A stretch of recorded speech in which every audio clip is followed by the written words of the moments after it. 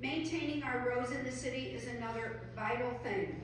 Our city street department was able to crack seal 15 miles of roads last year, which extends the life of the road and saves us millions of dollars in paving costs. So this is, as I enter your 4th year as a mayor, wow, it just doesn't seem like 4 years.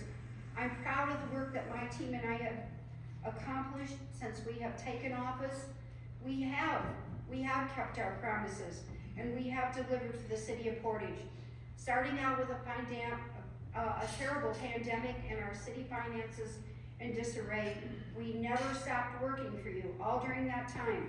They might not have always been in the building, but we were there working because our commitment to the residents of Portage is the same today as it was 3 years ago. Good, honest government that you can trust. And I say that with my whole heart.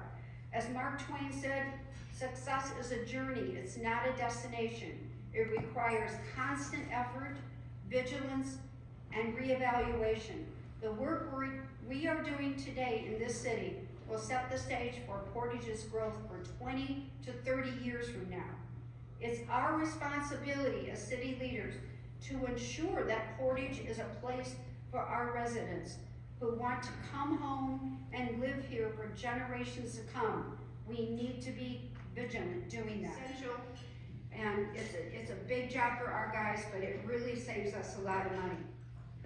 Last year we purchased a new piece of equipment called the Portage Total Patcher, which allows the department to repair areas using a mixture of small rock and emulsion.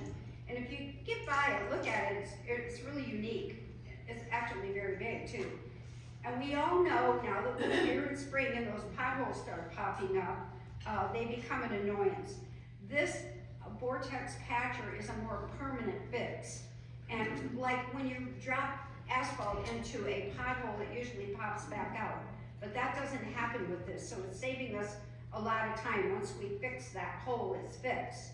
Everybody knows that I am not a fan of pop-up projects, which are projects that we didn't really budget for in the redevelopment commission, but they just kind of come along. We do consider them because they are a benefit to our residents and citizens, so we look at them and we consider them.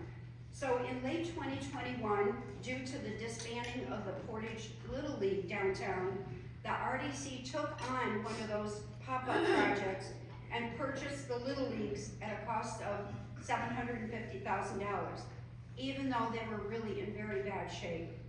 But thanks to Noah Simmons and an all-volunteer group that he helped put together with the Railcats crew and with help from Andy Milletta, our EDC director, and others, the Challenger League was able to play their season there on one of the fields last year. And you're gonna see a lot more activity on those fields this year because the park-sponsored baseball teams are going to be playing on those fields. There's gonna be a lot of work left on those fields, and we are working to put something together. And if you keep your eye on those fields, you're gonna see them changing throughout the summer. But again, that's the Redevelopment Commission and their dollars working for you. Really important that we maintain that underground infrastructure, those water lines, those sanitary lines. It's just something that when your city is growing, you have to keep going on. Another project that's really near and dear to my heart is the Outdoor Learning Center. And I know you've heard me talk about it. It's something that's going to happen on the south side of the library. We have been working with the county library system to make this happen. It's going to be an outdoor learning center. If you've never been to the one in Valparaiso, they're also building one, I believe, in Hebron. It's simply amazing. It's going to be a wonderful asset to our city, and it's going to be great for the library too. So we are very excited. That's hopefully going to begin in the next month or so, but we are struggling with trying to get the finances lined up, so it's not moving as fast as I would like it to move, but it is going to happen. Another project that's a long planned project that's been off and on over the years is the Central Avenue West project, and that recently received a great boost from our Congressman Frank Mervan to the tune of $2.3 million in earmark money, and that was a huge it was a huge chunk of money that's gonna help us move Central Avenue West even farther towards County Line Road. This is, again, I say, is a huge project for our city. The bridge over Willow Creek on Central Avenue is going to be replaced. This portion of the road and the bridge is gonna be done by the county, because county is responsible for the road. So we are gonna be straightening the curve out at Swanson Road.